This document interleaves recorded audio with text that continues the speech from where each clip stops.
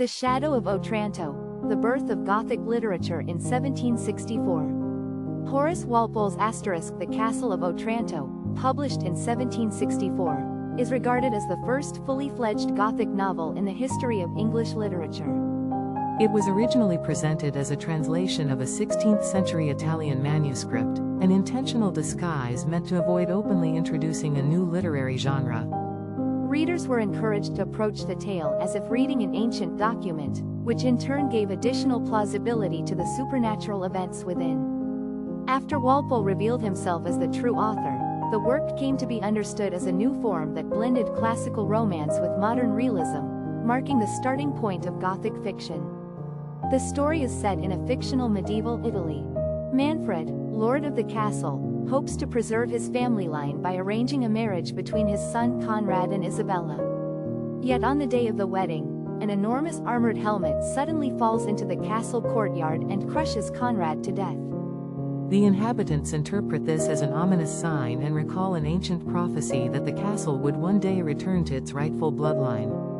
Only Manfred, terrified of the extinction of his house, refuses to accept this. In desperation, he schemes to marry Isabella himself to produce a new heir. Distressed, Isabella escapes into the castle's secret passages, where she meets a young man named Theodore, whose integrity and courage soon challenge Manfred's tyranny. Strange phenomena continue to appear throughout the castle. Giant gauntlets and armor pieces materialize, ghostly figures are seen, and unearthly occurrences unfold one after another. These events foreshadow the revelation of a hidden truth. Manfred's ancestors had usurped their authority, and fate is now moving to restore power to its rightful lineage. Theodore's own origins lie at the heart of this mystery, and as his true parentage is gradually uncovered, the meaning behind the supernatural manifestations becomes clear. In the final act, the prophecy is fulfilled, the castle is returned to the legitimate heirs, and Manfred withdraws in remorse. This ending, combining tragedy and redemption, is praised for uniting elements of medieval romance with the emotional complexity of modern tragedy. The appeal of the novel lies in the vivid presentation of images that later became essential to Gothic literature: the ruined castle, the subterranean passages, the looming sense of destiny, the tyrannical father, the fleeing maiden, and the dim stone chambers heavy with foreboding.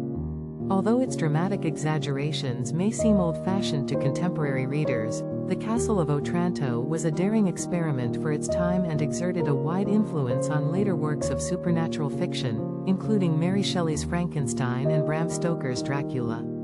Its short, linear plot also makes it accessible today as an ideal introduction to the origins of the Gothic mode. Walpole himself built the Gothic-inspired residence Strawberry Hill House, showing that the aesthetic he pursued in literature permeated his daily life as well, an aspect that remains an intriguing footnote in literary history.